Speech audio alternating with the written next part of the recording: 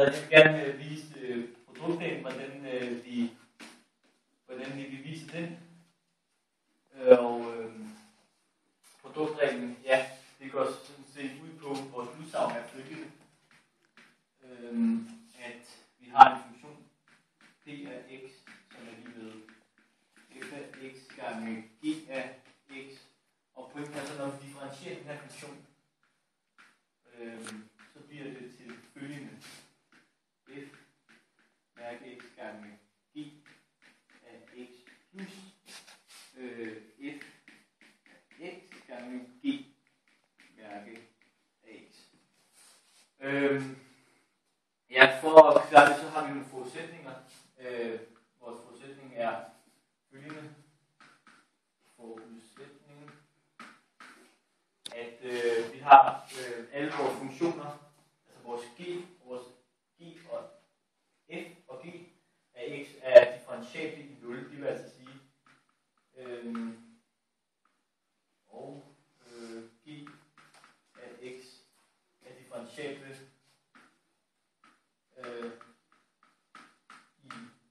i x0.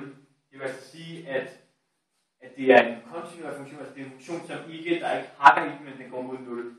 Og man beviser det, eller man har det med at anskueliggøre det ved følgende. Du har en funktion, der er sådan her, og du har et punkt her, som vi kalder x0, og så har vi et andet punkt heroppe, som vi kalder bare x1, så har vi et nyt punkt, x2, x3.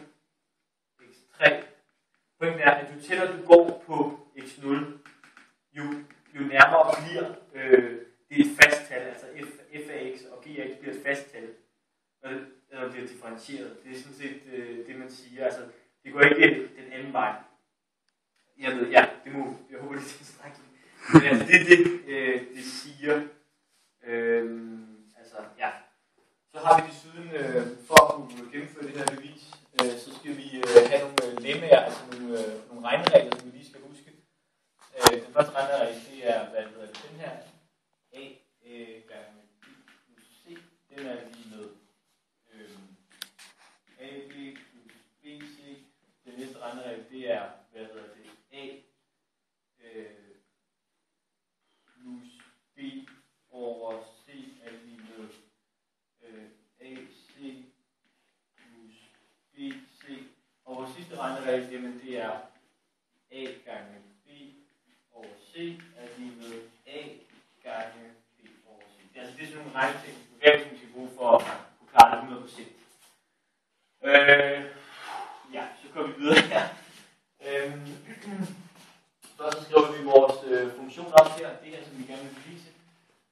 Vi skriver op på den her følgende måde.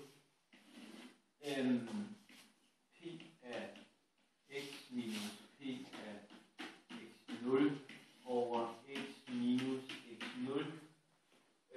Ja, det kan vi så skrive på den her måde, så vi kan skrive på følgende måde. F af x gange g af x minus f x0 gange g x0 over x minus x0.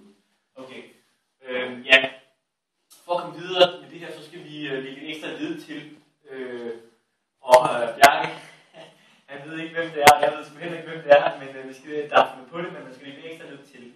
Og det følge nede, vi skal lægge til, det skriver jeg lige hernede. Jeg skriver det her, jeg håber, du kan se det. Det er f af x0 gange g af x0 plus, fordi når man minuser med noget, så skal vi gange noget for, at det passer i det her algebra, plus f af x0 gange g af x. Det gør vi så. Vi sætter så ind her f af x gange g af x minus hernede f af x0 gange g af x plus det her led plus f af x0 gange g af x. Så trækker vi det der led fra heroppe minus f af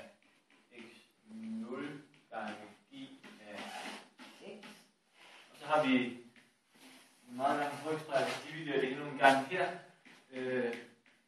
x0. Yes, så skal vi begynde at bruge nogle af vores stemmer, fordi vi ser, at det her skulle være for stort til, at vi gider regne med det, så vi prøver at forkorte lidt ned. Og vi indser så, at man kan dele det op i to parenteser. Så det her bliver vores A. Nu skal vi se. Ja, nej, vi kan sætte uden for en parentes. Vi kan sætte uden for en parentes. Om igen. Ja, vi kan sætte uden for en parentes. Så det vi gør, det er, at vi går ned her, så uden for en parentes. Vi siger f af x gange f af x minus f af x0 gange med g af x. G af x. Og så plusser vi med, og så her der siger vi, f af x er fælles med begge, der er fælles. Så vi kan her sige f af x 0. Nu skal vi se her. Sådan der. F af x 0 gange g af x minus g x 0. Jeg ved godt, jeg kommer med, at jeg er lidt, jeg går frem og tilbage. Ja, og så gør vi så endnu en gang sådan der, og så ser vi x minus x 0. Der kan vi så se, ja, men så endnu en gang, så vil vi gerne bruge lemma endnu en gang til, fordi at vi kan dele bryggen op. Vi har 4 brygger den der, vi kan dele bryggen op, vi gør det så herover, så det bliver f af x minus f af x0 gange med g af x over x minus x0 plus g, jeg er nødt til at skrive til, fordi at det her det fucker plus g af x minus g af x0 gange med f af x0 over x minus x0. Ja, så det vi nu gør, det er, at vi kan gerne tage den her uden for bryggen, og den her uden for bryggen, vi bruger den her regneregel. Så vi gør det så. Vi siger g af x gange f af x minus f x0 over x minus x0 plus g af x plus x0 over x minus x0 gange f af x0. Okay, det næste vi gør nu, det er, at vi indser, at hey, det her, det er, det svarer til, som ikke vi står her, men det her, det svarer til differentialkoefficienten. Det svarer til differentialkoefficienten, som jo er lige med det her. Det er lidt skidt, jeg ikke har skrevet det, men den differentialkoefficient, det er altså lige med det her. Det er altså lige med f mærke af x. Det er det sådan set lige med, så det kan vi skrive i stedet for. Det gør vi så. G af x gange f af x0 plus g differentieret x0 gange med f af x. Så vi er næsten mod. Men det er sådan så, at når vi ved, at både g af x og f af x er differentiabelt i x0, det betyder altså, at når x går mod x0, så ved vi altså, at den differentiabel, og så ved vi altså ikke mere, men det betyder altså, at man kan på en eller anden måde bytte det her ud, så står der g af x0 gange med f af x0 plus g x0 gange f af x0. Nu skal vi se. Ja, og det passer så. Og så nu har vi så bevist det. Q i d. Det her det er altså det samme, som vi egentlig gerne vil finde ud af lige fra start. Ja. Det er godt. Sejt. Ved du hvad? Her på batteriet livets sidste dage, eller sidste timer, eller de sidste minutter, eller sekunder, eller hvor lang tid der er nu tilbage. Kunne vi så ikke lige få dig til at vise, hvordan vi bruger produktreglen? Det vil jeg rigtig gerne sige. Vi skal det desværre ud, fordi det begynder faktisk at se ret sjovt. Men vi vil gerne bruge produktreglen i praksis. Det skal vi jo alle efter. Når vi lærer noget. Altså, vi kan jo for eksempel tage en funktion, der ser ud på følgende måde. X i anden gange, bare sige L til X. Så det vi gør, det er, at vi siger, okay, X, vi differentierer X i anden. Det giver 2X gange med L til X. Og så plusser vi den med f af x, som var x i anden. Og ganger det med den differentielle koefficient L til x, som er 1 over x. Nu skal vi se, og det her kan man så forkorte yderligere, hvad er x i anden gang. Det må så være x, så her kan der ikke bare sådan... Det må faktisk stå. Ja, her kan der bare stå x. Ja. Okay, det har vi set, og det er jo et eksempel. Et andet eksempel kunne være, lad os bare sige, cosinus til x gange sinus til x. Det er måske noget lidt omkring, men ja, så kan vi sige, okay, differentiere den her, så bliver det sinus til x gange sinus til x plus cosinus til x gange med, hvad hedder det, der skal stå minus her, gange med sinus, gange med cosinus til x.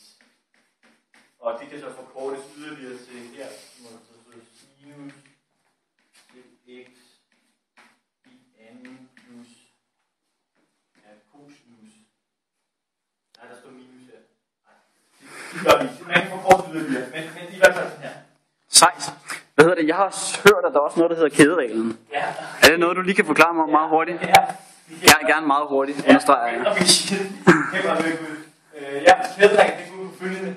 Altså, vi har f af x, f af g af x.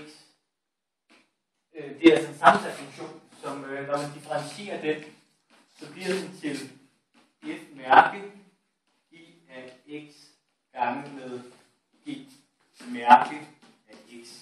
Og vi kan altså tage en funktion som for eksempel en yndlingsfunktion. Nej. Vi kan tage en funktion, der ser, hvad kan vi gøre sådan her, x i tredje. Her kan vi altså se, at ln til x er den yderste funktion, altså f-funktionen, og den eneste funktion g af x, det er altså x i tredje. Så det vi gør, det er at differentiere ln til x, det bliver 1 over x. Men fordi vi skal sætte g eller vores g af x ind på x plads, så bliver det x i tredje. Og så skal vi gange det med den differentierede, den afledte funktion af g af x, som svarer til 3x i anden. Og der kan man altså, det kan man lave masser. Jeg skal lige lave en til. Hvis vi kan nå det. Ja. Du kan prøve. Nej, okay, du kan prøve. Vi laver en til, vi kan sige cosinus til L ind til x. Så kan vi så sige her, hvad hedder det? Mangler lige en vi differentierer cosinus. Det bliver til minus sinus til, hvad hedder det, ln til x. Gange med den differentierede af 1 over x. Eller ln til x, det svarer til 1 over x. Og så er det det. Det er et eksempel på det. Men ja, det var det. Tak. Jamen, tak til dig, Emil.